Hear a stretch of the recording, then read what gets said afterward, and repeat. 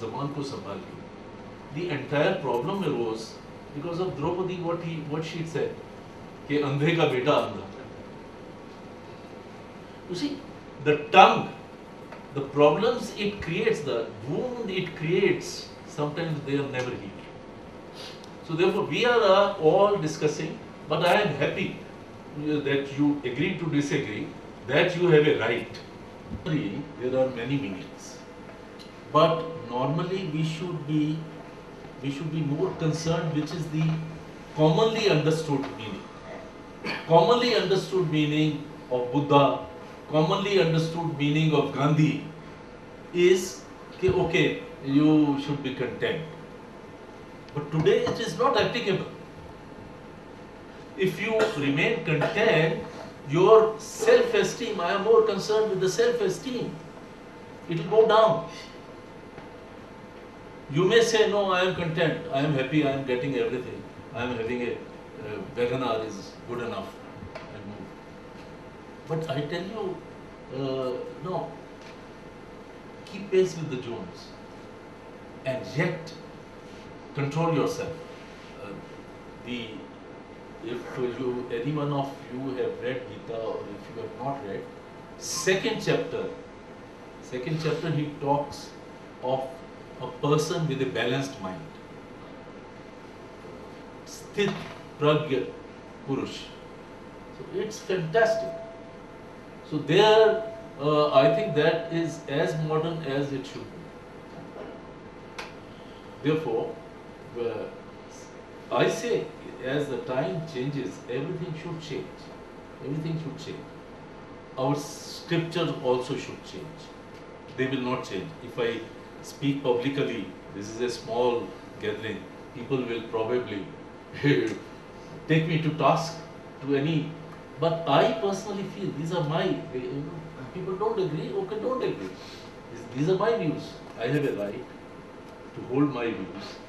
I am not imposing my views on others, but I think society is changing, life is changing, everything should change. I also want to add something. Yes. I think we can apply what the teachings of Gandhi and Buddha in a way if we take the interpretation as of now. As in if we see that if we have the desires for a personal growth, if we keep the desires for a personal growth and be content on, as you said, having a Wagner or something. So be content with monetary desires. No, don't use the word content. Be happy with what you have, yeah, and desire for more. Yeah. So therefore, you see, the problem is contentment has a connotation. Just as I said, common connotation. So therefore, don't use that word. Because they never said you be content with your growth. And in today's world, if you are growing personally, then anyways the money comes. So even in today's world, you can Buddha did not want money. But he never said you don't grow personally. He said a path you have not treaded, you might not necessarily be able to comment on that unless you walk the path. Absolutely right. So therefore, I say that at present it is not possible to tread that path. So therefore, and hence I don't know. I can't say a yes or a no. Yes. So every answer cannot have a yes or no, and at times there may be I don't know. I don't. As of now, I don't know. Yes. I am not in a position. Yes, I am not in a position to handle that. But yes, I say that within the years that I have, I don't want to grow like Buddha because I'll not be able to achieve. So what I want to do, what I can achieve. Yeah, and that is what the contentment is. You are being content with the fact that you cannot achieve. No, I am happy with the fact. Contentment has a different connotation. But you've curbed your desire to achieve what Buddha could have achieved had you tried to achieve. I have not even understood what Buddha wanted to achieve. And hence, and therefore, what Buddha's teachings, I think it's my opinion. Anyway, religion we should not discuss as much. But I personally feel they are a little. All the teachings may not be so good. So if you're saying we are content, it means that you mean that we are putting a limit in our desire. This is what I feel. Can it be what we say, to make a kind of? No, that will be a little too much. I have something to say too everyone. Yes. Actually, I have a question for everyone. That if somebody is saying he is happy, okay, is it wrong or bad? If he does not want to do anything else, but what he is saying that I am happy today, what I am doing, is it bad? Do he need to do something else? No, He's happy. It's good for him. He's happy. So, But if he is just saying, see, one American has written, That's what I was Kim, talking about. one American has written, most of the time we make efforts making people feel that we are happy. Please understand, once again, most of the time we are spending not to become happy, but to make others feel that we are happy. Number one, let me add. Two, it is very again another American says, okay, it is very difficult to share any other person's happiness. Now you can say. I think if somebody is happy and he just try to pretend or do things which other people think that he is happy, then he is actually killing his happiness rather than being a happy. This is what it meant. People tend to look at themselves through the prism of others. That is the Yes. Next, whose turn? Yes. Best time where I could read what I have written, kind of it fits in. The topic is happiness as I see it. So what does happiness really mean? Is it same for everyone? Everyone has his or her own definition of happiness. So what defines happiness for me? It is basically sitting by myself in the room and looking back at my life, and I can say that I'm content and satisfied. And how do I really define contentment and satisfaction? It's for me. I am not defining it for anyone else. It's for me. If I can justify to myself, that's where I'm being happy. To elaborate it a bit more, there will always be ups and downs in your life. Ups will surely bring happiness to your life. So does it mean that the down should make me unhappy? Surely not. So what is the solution then? What you need to really do is assess these tough moments. What brought these tough moments to your life? Learn from them. Make changes to your life based on what your learnings are. And it is once these improvements you apply in life will bring happiness to you. That's how happiness will come to you. Another thing which probably I'd like to share in terms of what is basically destroys your happiness is anger. And how it really destroys your anger is because once you're angry you tend to react. Things remain in your mind and then you kind of tend to procrastinate people. Something is back of the mind and you somebody says it, you don't listen to what he's saying just because he had said something in the past to you, you just tend to react to it. So there's one solution which I feel probably has helped me is take a piece of paper, note down what has made you angry, note it down, tear it and put it in the bin. You start doing it every time, it will help you. What actually leads you to procrastinate is because the thoughts remain in your mind. The moment you put it down in a paper, tear it, throw it in the bin, the mind kind of trains itself to say that you don't need to retain, it's all nonsense, throw it and put it in the bin. Do it in and again, day in, day out, those bad thoughts will not remain and will go out of your mind. Thank you very much. Give him a big hand. I think it's very fine speech. He has spoken 3 minutes and 20 seconds.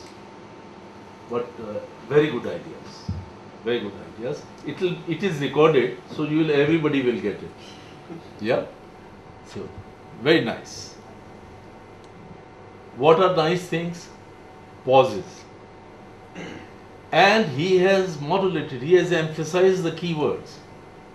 He has spoken reasonably short sentences. And I think he has engaged everybody. And everyone was really appreciating. I was looking at people. This is what is public speaking. that is most important. Engaging the interest. Yes, absolutely. Yes, next. Whose turn? Give him a big hand. Big hand. Hello everybody, Hello. I'm Ankit. Today I will speak about the motivational skills. I would like to start it with a very good phrase that a sound mind keeps a sound body. Same as that, motivational skill is a key that is a game changer and plays a vital role in any person's life. It plays the role of a catalyst to start a creative reaction and then makes an enthusiastic person. If a person is motivative, enthusiastic, it can do and can have the ability to take care of others as well as his own thought valuations. A leader or a person who knows what actually a motivation can do so that he can buy happiness for his team and person associated with him. There are lot many things that everybody do to motivate, to be a motivative, like reading good books, listening music, and listening motivational speech to keep him energetic and enthusiastic. Motivation is nothing but a positive vibes behind you. When you are inactive, they makes you inactive, but if these are active, it plays a vital role in your life. Good. Give him a big hand. Very nice. 1 minute and 40 seconds. Very nice. Good. Yes. Hi friends, Hi. myself is Ashish Prakash. I'm just speaking of the situation in the office. How I become agitated and angry. Any task assigned to me, I perform my work dedicatedly. Even sometimes took a challenge. Even my colleagues advise me for negative side of not performing. I single-handedly done many jobs in my working life. But sometimes I get agitated if somebody poke in my work. I lose the cool and calm.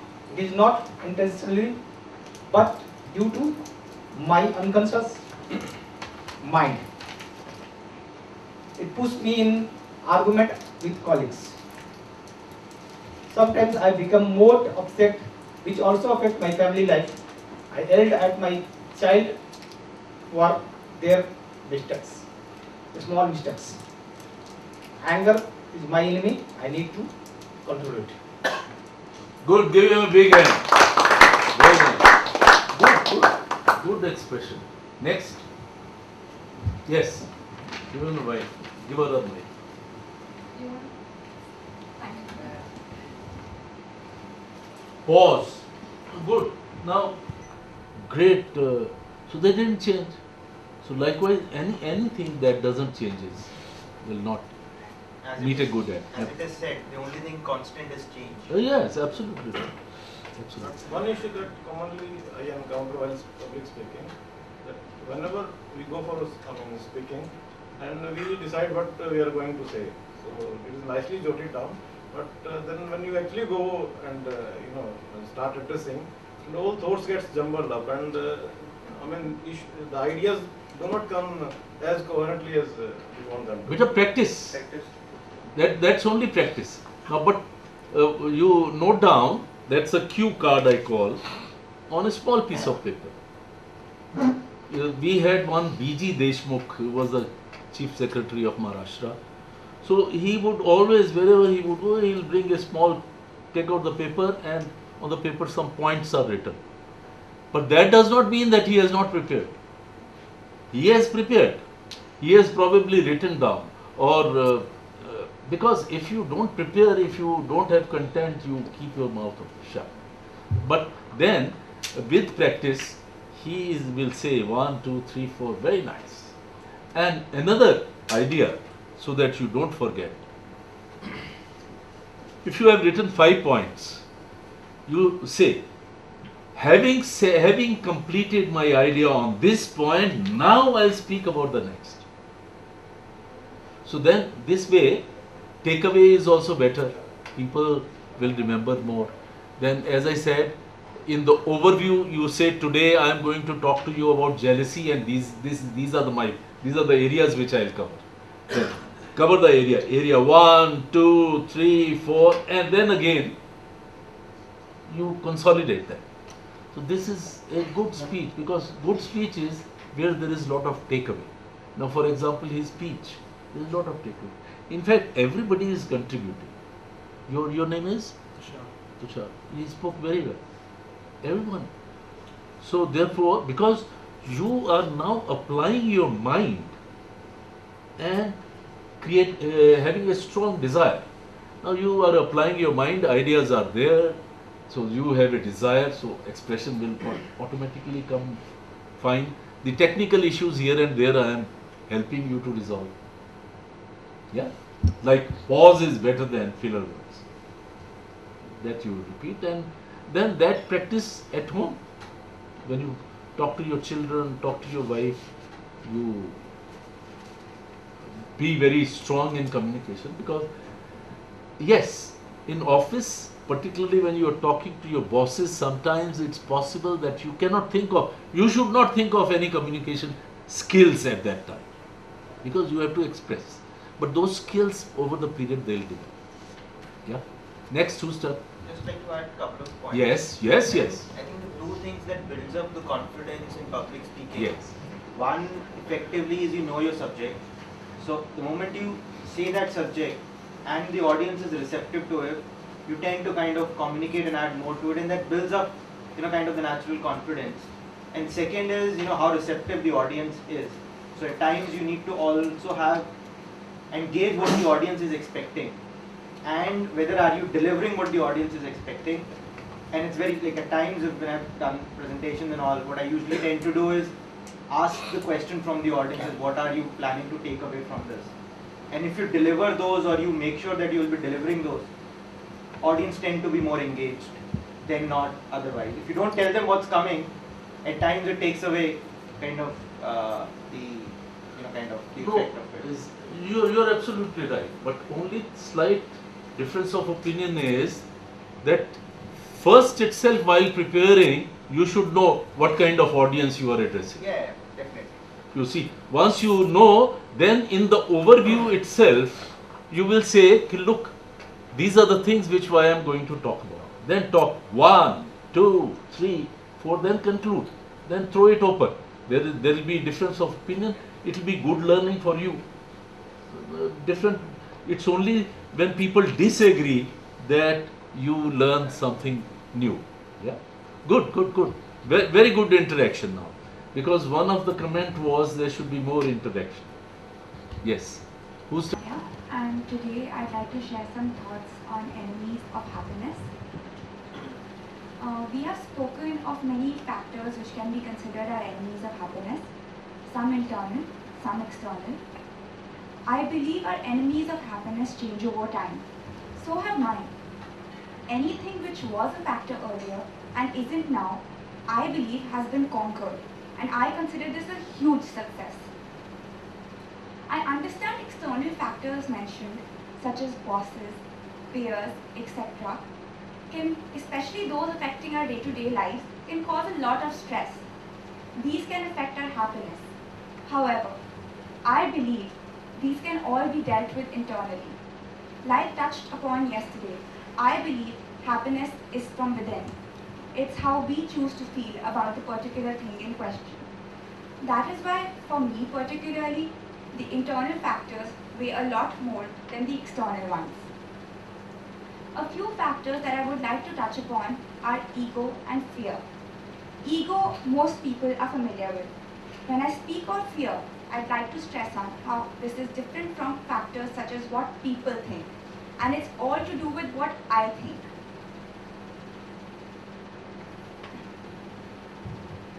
The fear consists of how an action will make me feel about myself, rather than what it'll make anyone else feel about me. In conclusion, I think it remains a constant aim to work towards understanding ourselves better and battling our enemies of happiness.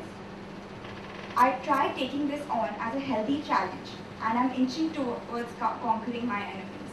Good, very good, very good. Yes, next, who's the?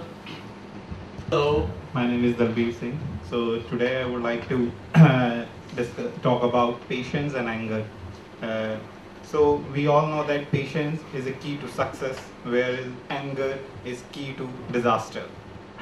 Anger is only one step away from patience. One you lose it, the other one will grab you. We all know patience